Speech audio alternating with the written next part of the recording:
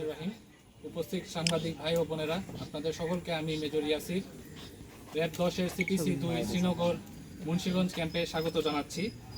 Rapid action battalion RAB ডাকাতি, চাঁদাবাজি, হত্যা, ছিনতাই, অপহরণ ও প্রতারণা সহ বিভিন্ন অপরাধে জড়িত ব্যক্তিদের গ্রেফতার করে সাধারণ জনগণের আস্থা অর্জন করতে সক্ষম হয়েছে।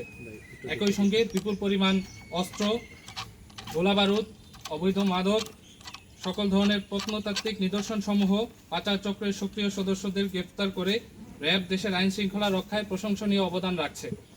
এরই ধারাবাহিকতায় অদ্য 1 মে 2026 ঘটিকায় দিবাগত রাত 1টা 30 মিনিটে র্যাব 10 সিপিসি 2 শ্রীনগর ক্যাম্পের একটি চৌকস আভিযানিক দল গোপন সংবাদের মাধ্যমে প্রাপ্ত তথ্যের ভিত্তিতে মুন্সিগঞ্জের সদর থানাধীন আটপাড়া ক্লাব সংলগ্ন এলাকায় একটি অভিযান পরিচালনা করে।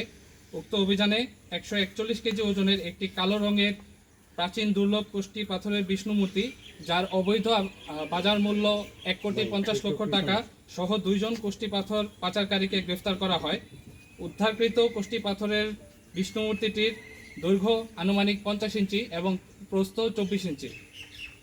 গ্রেফতারকৃত ব্যক্তিদের নাম: মোহাম্মদ ইদ্রিস চোকদার, পিতা মৃত আজাহার চোকদার, সাং লক্ষ্মীপুর ফকিরা, থানা কালকিনি, জেলা মাদারীপুর, এবং দ্বিতীয় মোহাম্মদ আনোয়ার হোসেন, পিতা মৃত জালাল হোসেন, সাং সোনারং, থানা টুঙ্গিবাড়ি, জেলা মুন্সিগঞ্জ বলে জানা যায়।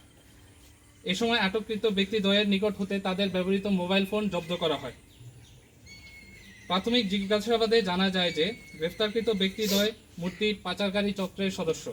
তারা পরস্পর যোগসাজশে একটি চক্রের মাধ্যমে উক্ত বিষ্ণু মূর্তিটিকে বিদেশে পাচারের উদ্দেশ্যে নিজেদের হেফাজতে রেখেছিলেন। আরও জানা যায় যে কোষ্ঠী পাথরের হস্তনির্মিত বিভিন্ন মূর্তি তারা দীর্ঘদিন ধরে দেশের বিভিন্ন প্রান্ত থেকে সংগ্রহ করে বিদেশে পাচার করছিলেন।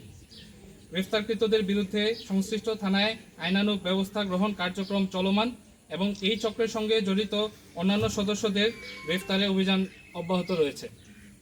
ধন্যবাদ সকল।